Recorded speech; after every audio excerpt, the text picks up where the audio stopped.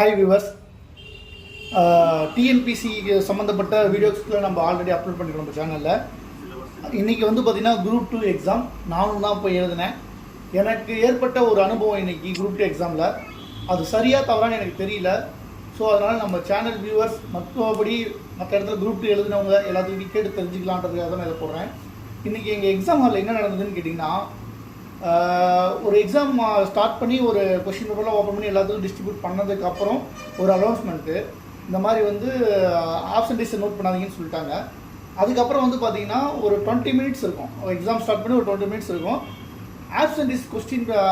ஆப்சன்டேஜோட OMR seeds மட்டுமே எடுத்துகிட்டு போயிட்டாங்க. அதாவது ஸ்கூலுக்கு இருக்கவங்க வந்து பார்த்தீங்கன்னா ஆப்சன்டேஜோட ஓஎம்ஆர் சீட்ஸ்லாம் வந்து கலெக்ட் பண்ணிவிட்டு அவங்க எடுத்துகிட்டு போயிட்டாங்க.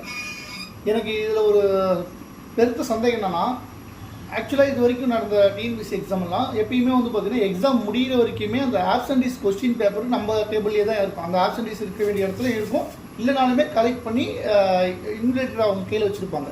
பட் இந்த டைம் எக்ஸாம் ஆரம்பித்து ஒரு 20 மினிட்ஸ் கூட ஆகலை, ஆப்சன்டேஜோட ஓஎம்ஆர் சீட்ஸ் எல்லாமே ஸ்கூல் வந்து கலெக்ட் பண்ணிட்டு எடுத்துகிட்டு போயிட்டாங்க. பட் இன்னொரு விஷயம் என்னென்னு கேட்டிங்கன்னா, ஆப்சன்டேஜ் நாங்கள் எழுந்திரிச்சு வெளியே வர வரைக்குமே அவங்க அட்டனன்ஸ் சர்டிஃபிகேட்டில் அட்டனன்ஸ் இதில் ஆப்சன்டேஜ் நோட் பண்ணவே இல்லை.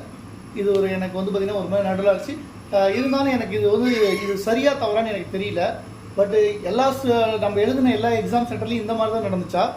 ஆப்சன்டேஜ் கொஸ்டின் பேப்பர்ஸ் தான், ஆப்சன்டேஜ் கொஸ்டின் ஆப்சன்டேஜோட ஓஎம்ஆர் சீட்ஸ் எல்லாமே ஒரு எக்ஸாம் ஆரம்பித்து ஒரு 1/2 ஹவருக்குள்ளே கலெக்ட் பண்ணிட்டு போயிட்டாங்களா அப்படின்ற ஒரு எனக்கு ஒரு சந்தேகம் இருந்தது.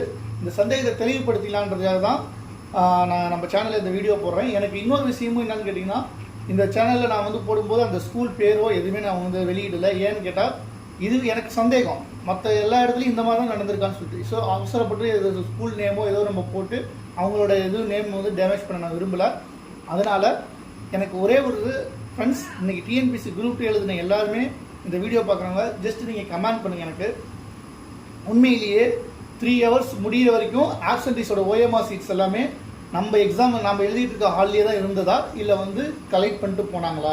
அப்படி கலெக்ட் பண்ணிட்டு போனால் அது கரெக்டா அப்படின்னு எனக்கு தெரிஞ்சுக்கணும். அதுக்காக தான் நான் இந்த வீடியோ போடுறேன். உங்களுக்கு கமெண்ட் பண்ணுங்கள் ஃப்ரெண்ட்ஸ். தேங்க்யூ.